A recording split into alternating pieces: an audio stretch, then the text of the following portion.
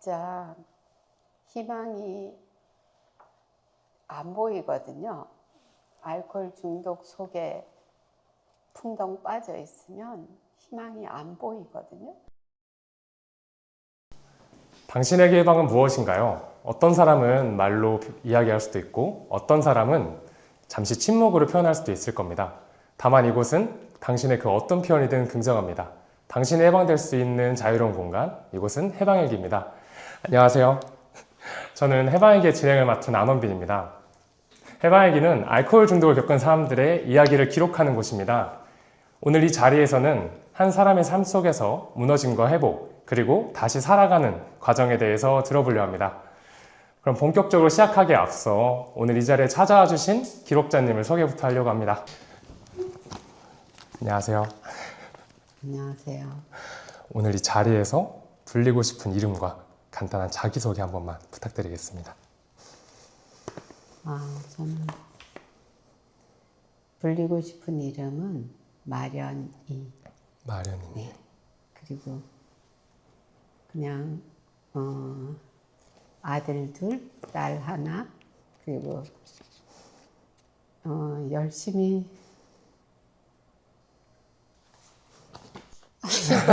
눈물 날 때가 아닌데 열심히 살아내는 남편하고 같이 살고 있는 저입니다.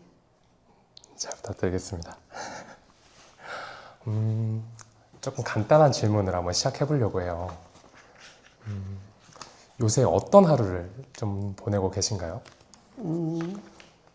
요즘은 저와 많이 만나는 시간, 저와 많이 대화하는 시간, 그런 걸 많이 하고 있어요. 자기 자신과 대화를 많이 나누는 과정 속에서 그런 스스로를 하나의 사물이나 어떤 단어로 좀 비유해 볼 수가 있을까요? 예시를 들면 블루베리라던가 커피? 아니면 뭐 창문? 감이 저에게 되게 아름다운 추억으로 있는 사진 한 장면이 있어요. 네.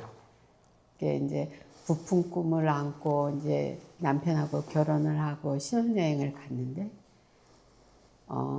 거기에서 이렇게 노부부가 손을 잡고 이렇게 여행을 다니는 그 노부부가 너무 예쁜 거예요. 그러면서 그 뒤에 보이는 그때가 11월 달인데 네. 양양이었거든요. 근데 큰 감나무에 나뭇잎이 다 떨어지고 네. 근데 그 발그레한 감이 거기에 이렇게 조롱조롱 다 열려 있는데 그 노부부들하고 그 감나무에 감하고 너무 예쁘게 어울리는 거예요. 원래 고향이 삼척이라 감을 항상 이렇게 향수처럼 생각하고 있었는데 그게 이제 그 신혼여행 갔을 때 그 장면이 너무 아름다웠어요. 나도 이 다음에 나이 들면 저렇게 남편이랑 저렇게 손잡고 다녀야지. 그러면서 남편하고 주고받았던 이야기라서 네. 오늘의 요즘의 그 속에 자신을 나오는 감이 너무 예뻐서. 오늘의 요즘의 자신을 감으로 비유하신다는 거죠? 그러니까 감처럼 네. 그러면 예쁘게 익어가고 싶은 거지. 오늘 이걸 여쭤본 이유가 좀 대화하시다가 말하기 불편하시거나 말하고 싶지 않으시는 질문들이 있다면 감이다. 감하겠습니다라고 말씀해 주시면은 네. 저희가 그 질문 넘어가고 다음 질문 넘어갈게요. 네네.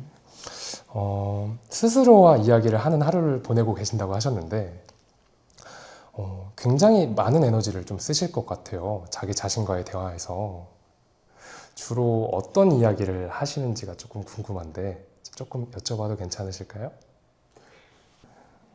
그러니까 일상이 저를 찾아가는 작업이에요. 그러니까 뭐 운동을 할 때도 그렇고 매사에 이렇게 제가 없는 삶을 살았던 사람이라 그래서 이제 뭐 운동을 할 때도 거기에 초점이 되어 있고 뭐 설거지를 할 때도 뭐 하다못해 그 밭에 가서 일을 할 때도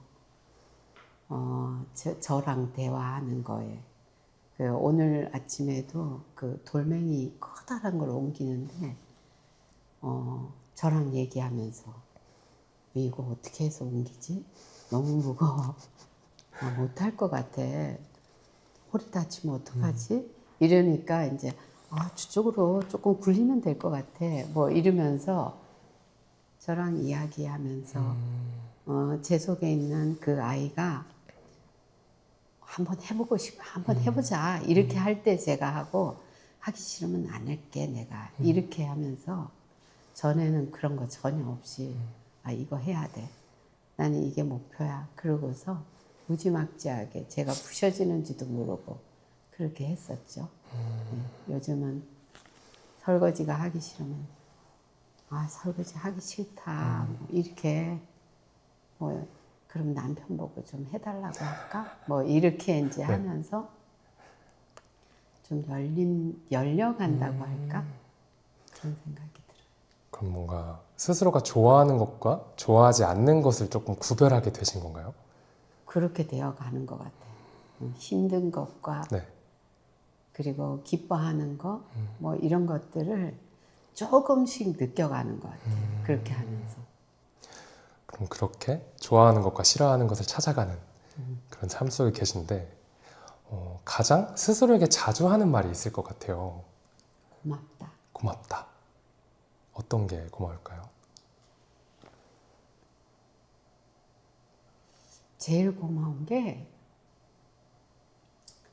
어린 시절부터 이렇게 지나온 시간, 알코올 중독인 남편과 살면서의 그 고달픔보다가 어릴 때 살아내온 시간들이 더 힘들었다는 생각이 들어요. 그래서 그 시간들을 잘 살아낸 제가 그러니까 어린 시절에는 그만큼 뭐 경제도 안 받쳐줬고 뭐 힘도 안 받쳐주고 할 수 있는 도량이 어른이 되었을 때보다는 작잖아요.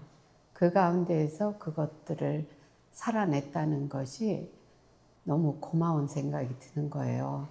이제 어머니가 사는 게 괜찮아지면 나는 죽어야지라고 생각했던 게 아무리 애를 쓰고 살아봐도 고달프지 않고 살 수 있는 희망이 없다는 생각이 들었기 때문에 제가 그런 생각을 했다고 생각이 들거든요. 그래서 그렇게 생각하면서 살아오던 그 어린 시절을 제가 항상 희망을 가지고 살고 있었더라고요. 나는 죽어야지라는 생각만 하고 살았는 줄 알았는데 어린 시절에 이렇게 일기를 간간히 보니까 늘 제가 이렇게 앞을 바라보고 가고 있었고 희망이 있었죠. 그 희망을 잡고 살았기 때문에 제가 살아냈구나 하는 생각을 하게 됐고 그 힘든 시간들을 그래도 죽지 않고 살았다는 것이 저에게 늘 고맙고 견디어내 주었다는 것이 너무 고마워요. 그래서 그 알코올 중독인 남편과 살았던 저보다 어린 시절을 살아낸 저에게 더 고맙다는 생각이 들어서 늘 고맙다는 얘기를 많이 해요. 견뎌주신 거잖아요. 그게 너무 고마운 거고 어린 시절 얘기가 조금 나와서 더 궁금해졌어요. 어머니만 괜찮아지면 나는 죽어야지. 그렇게 생각하며 살았던 어린 날의 그런 나날들 중에 가장 기억에 남는 순간이 있을까요? 가장 힘들었던 것은 아버지가 돌아가신 지 얼마 안 됐는데 태풍이 아주 심한 태풍이 왔는데 집이 이렇게 함석으로 이렇게 되어 있던 그 주방에 그 지붕이 날아간 거예요. 밤에 날아간 줄도 모르고 방문이 막 들어갔다 나갔다 바람은 바깥에서 말도 못하게 부는데 어머니는 많이 허리가 아파서 제 역할을 못하고 계시는데 밑으로 쪼르륵 동생들이 있고 위로는 언니들이 하나도 없이 다 나가 있고 제가 맞이 역할을 하는 그 상황에서 이 문이 만약에 떨어지면 우리 집은 다 날아가겠구나 이런 판단이 섰고 그때 그것을 밤새도록 그걸 밀고 있었던 그 생각. 아까 스스로가 고마웠던 이유도 견뎌줘서였잖아요. 그렇죠. 가장 기억에 남는 순간도 견디고 버텼던 순간이네요. 계속 그랬죠. 그러면 어쩌면 어린 시절의 마련이님은 버티는 아이였을까요? 견뎌주는 아이였을까요? 어떤 어린 아이였었는지, 어떤 사람이었을지 궁금해요. 악착같이 살아내는 아이였을 것 같아요. 어린 시절부터 관절이 아주 안 좋았었어요. 그래서 그런데 그 당시에 이제 생계를 꾸리기 위해서 어머니는 생업을 할 수가 없었고 허리 디스크로 이제 저는 학교를 다녀야 되는 나이였는데 중학교 2학년에 아버지가 돌아가셨는데 아버지 돌아가시고 나서 동네 아저씨가 우리 어머니하고 결혼을 하겠다고 하는 거예요. 네. 근데 그 집은 보니까 제일 큰 애가 고3이야. 네. 밑으로 동생들이 6명이나 있는데 쪼로로로록 다 애기들인 거예요. 그런데 어린 생각에 저는 우리는 3남매밖에 안 되는데 우리만 키우면 엄마가 고생 고만하면 되는데 저 아이들을 다 키우려면 우리 엄마 얼마나 고생할까 그 생각이 드는데 우리 어머니가 우리를 학교를 보내고 우리를 키우기 위해서 결혼을 해야 된다는 거예요. 그래서 저는 난 학교 안 다니고 나는 돈 벌 거라고 이제 그렇게 했어요. 어머니가 거기에 시집 가는 게 싫은 거야. 어머니 고생문이 열렸을 거라는 생각이 들고 우리 요 식구 내가 일하면은 그렇게 그 고생 안 하고 그냥 우리 요만큼만 고생하면 되겠다 이 생각이 들어서 직장을 얻었는데 그게 나이 어린 저로서는 중학교 3학년을 겨우 졸업하고 얻은 게 버스 안내양이었거든요. 근데 관절이 약하니까 이게 그 관절이 계속 꼬부러져서 펴지지가 않는 거야. 근데 다리를 필 수 없는데도 하루 종일 서 있어야 돼. 장거리 운전하는 그런 안내양은 앉아 있지만 시내버스는 하루 종일 서 있어야 되는 건데 무릎이 펴지지 않는데 그거를 끌고 다니면서 걸을 수도 없어서 절룩절룩 하면서 걷는데도 이제 그걸 해낸 거 보면은 악착같이 내 가족에 대해서 책임을 져야 된다는 생각. 내가 내 가족 책임질 거야. 그렇게 알아서 책임졌어요. 그냥. 견딘다는 건 뭔가 책임을 져야 될 거, 내가 지켜야 될 게 있어야만 견딜 수 있다고 생각을 해요. 가장 먼저 내가 책임을 져야겠다 느낀 순간이 어쩌면 어머님의 결혼 직전이 아니었을까 생각이 맞아요. 들어요. 네. 그 순간에 조금 막막했을 것 같기도 하거든요. 가족 때문에 악착같이 견딜 수 있으셨던 걸까요? 아니면 또 다른 이유가 있었을까요? 가족 때문이었던 걸로. 다른 이유는 생각이 안 나고 그렇게 저는 보니까 어릴 때부터 이렇게 용돈을 모아가지고 네. 돼지저금통에 넣었다가 그걸 어머니가 돈이 아쉽다 그러면 그걸 다 깨가지고 어머니 드리는 거예요. 그러니까 알아서 책임을 지더라고 제가 보니까. 그래서 그 버스 안내양을 하면서도 월급을 타면 고스란히 어머니 갖다 드리고 나를 위해서 쓰는 건 절대로 용납을 할 수가 없었어요.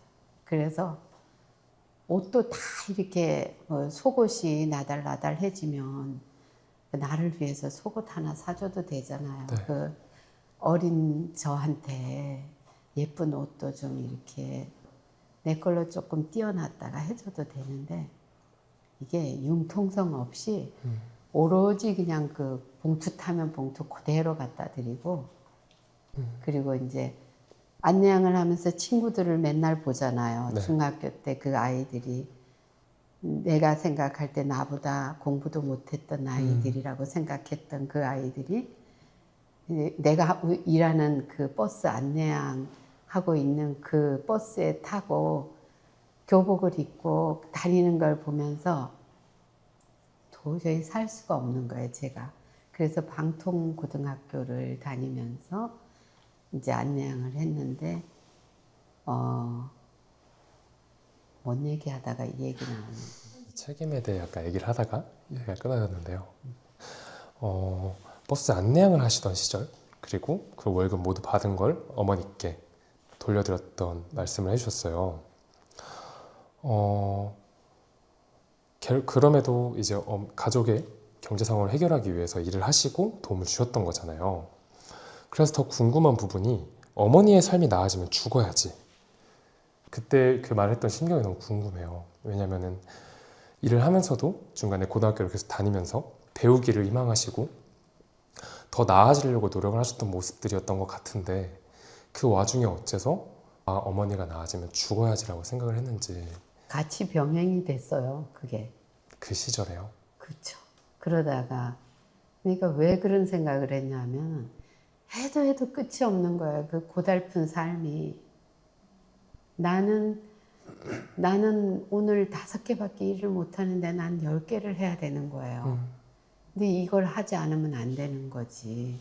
그러니까 이것이 조금 이렇게 하면은 내일은 좋아질까? 모레는 좋아질까? 근데 그런 게 저의 안목에는 해도 끝이 없구나. 이렇게 생각을 하니까 이 세상은 살 이유가 없구나. 그렇게 생각을 했던 거죠. 그래서 이제 어머니만 사는 게 조금 괜찮아지면 나는 이 세상 미련이 없다. 죽어야지. 고생하지 말고 죽자. 이렇게 생각했던 거지. 어쩌면 남편분과의 첫 만남은 해방감이 좀 느껴지셨을 수도 있을 것 같아요. 이 남편 만나서 가면 고생 안 하고 살 것 같았어. 나이도 있고 보니까 푸근해 보이고 믿을만해 보이고 그래서 남편을 마치 나의 쉼터처럼 생각을 하고 그러고 만났는데 시집을 와보니까 네. 신혼여행 가는 그날 저녁부터 남편이 술을 먹더라고요. 근데 이렇게 그냥 교제를 하는 동안에는 제 앞에서 술을 한 번도 거의 먹어본 적이 없었어요. 먹기는 먹었지만 거의 먹어본 적이 없었는데 결혼하고 나는 그날 신혼여행 간 그날부터 저녁마다 술을 먹는 거예요. 네. 그러니까 저는 그걸 보니까 술 먹는 것을 본 적이 없던 사람이 아버지 돌아가시고서 저는 술을 먹으러 다닐 여지도 없었고 네. 먹지도 못하고 이러는 사람인데 이제 결혼을 했는데 남편이 그렇게 매일 저녁 술을 먹는 거 보니까 어머 저러다가 나는 나보란 듯이 잘 살아야 되는데 저러다가 알코올 중독자 되면 어떡하지? 이 생각에 맨날 울었어요. 네. 그러면은 가정 안에서 알코올 문제가 처음 시작되었던 순간을 기억하시나요? 우리 가정 가정에서 안에서요. 친정에서는 네. 알코올 중독이 시작된 거는 아니었던 것 같고 네. 아버지는 그렇지는 않았던 것 같은데 알 수는 없지만 아버지도 간경화로 돌아가시기는 했는데 이제 남편은 총각 때부터 네. 중독이 있었던 그런 사람이었더라. 그걸 처음에 알게 된 건 신혼여행 날 밤부터였을까요? 결혼한 지 한 15년 지나서 아이들이 막 그 정신과적인 문제가 왔었어요. 네.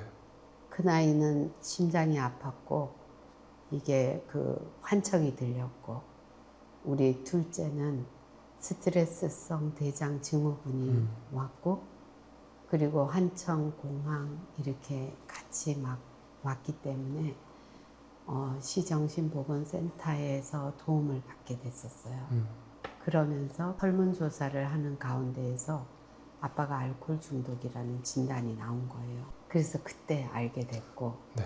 거기에서 알라논을 알게 됐고, 네, 이제 알라논을 다닌 지 3개월 만에 남편을 그 알코올 클리닉 병원에 강제 입원할 수 있게 행동을 하게 됐죠.